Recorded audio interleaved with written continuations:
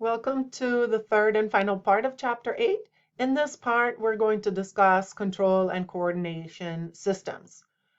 Multinationals are going to have foreign subsidiaries in different locations around the world, each location with its own culture, its own language, its own legal system, unique local market demands, resource availability, and at the same time, multinationals still need to be able to control how operations are happening in those subsidiaries and coordinate activities to make sure that they fit with the overarching goals of the organization.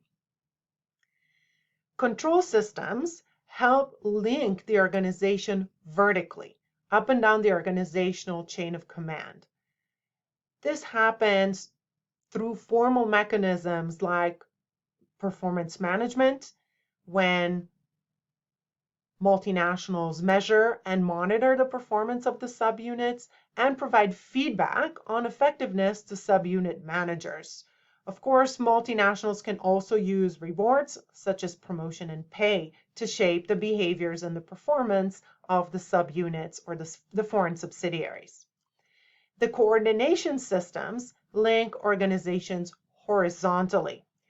Coordination systems provide or make sure that information flows among and across different subsidiaries so that they can coordinate their activities. Expatriates, which we'll discuss in chapters 11 and 12, are often used as agents of direct control and coordination. So let's look more in depth at the different control mechanisms that are available to multinationals. One standard control system is the output control system. This approach assesses the performance of a unit or a subsidiary based on its results, not necessarily the process used to achieve those results, but the results themselves. Profit is the most common output control, but of course, multinationals can look at more than just profit. They can also look at market share and growth in market share, the development of new technologies, or the ability to supply sufficient raw materials to manufacturing subsidiaries. Of course, multinationals have to be cautious when focusing exclusively on outcomes. This might push some subsidiaries to cut corners and potentially engage in unethical behavior. If all that headquarters is looking at is my results, but nobody cares about how I accomplish these results, I might feel pressure to deliver results in ways that might not be aligned with the organizational code of conduct. A second type of control system is the bureaucratic control system. This is also a form of formal control in which organizations use budgets, statistical reports, and standard operating procedures to provide specific standards as to how they want the subsidiaries to behave or perform. A third control system or an approach to managing control is by sharing or not sharing decision-making power. Decentralized organizations share decision-making power with different levels of organizational hierarchy. For example, the worldwide area structure that we discussed in the second part of Chapter 8 is usually going to use a more decentralized approach to decision-making, in which local country or regional subsidiaries have considerable autonomy within their regions. Worldwide product structures, on the other hand, tend to be more centralized in their approach to decision-making, where decisions regarding production, finance, marketing, or product strategy is typically centralized, and local managers don't get to make decisions about these issues. They only have responsibility for local affairs like administration, legal issues at the local level, financial issues at the local level, or local human resource management. The last control system, which is an informal form of control, is the cultural control system. This approach uses organizational culture to control employees' behaviors and attitudes. Of course, an organization is going to first need to socialize organizational members into the culture and make sure they buy into and adhere to the core values of the organization. When employees buy into the core values and adhere to those shared norms, values, and beliefs, they are more likely to behave in ways that are congruent with the organizational culture. And that is going to happen even when there's no direct supervision. And so the cultural control can actually be a very powerful control mechanism if organizations are able to develop a strong enough level of commitment to the organizational culture among employees. So these were the 4 standard control systems used in organization: output control systems, bureaucratic control systems, and decision-making control systems. Those are formal ways to control operations, and the cultural control systems, which is more informal.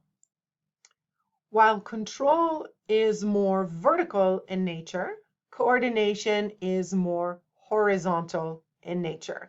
Organizations invest many resources in ensuring that appropriate level of coordination happens across the different subsidiaries and divisions of the organization. One standard way of communication and coordination is obviously communicating through text. It's relatively low cost, instantaneous. The second I hit send, my email appears in the inbox of my recipient. And new technologies also enable us to translate written work fairly easily and at low cost. We can also have a higher richness level of communication, which is face-to-face interaction of employees. And this can happen in person or through video conferencing, which has become increasingly popular. Other ways to coordinate are through individuals who fulfill the role of liaisons. For example, one person from each country serves as a liaison to coordinate marketing efforts within a region for a particular product or product line, for example. Full-time integrators are those individuals who work across units to coordinate, and that's their main job responsibility. A product manager, for example, is a full-time integrator. This individual's job typically consists of managing one product or product line and coordinating efforts with design team, manufacturing team, or a marketing team, all around one particular product or product line. Companies might also use groups of people.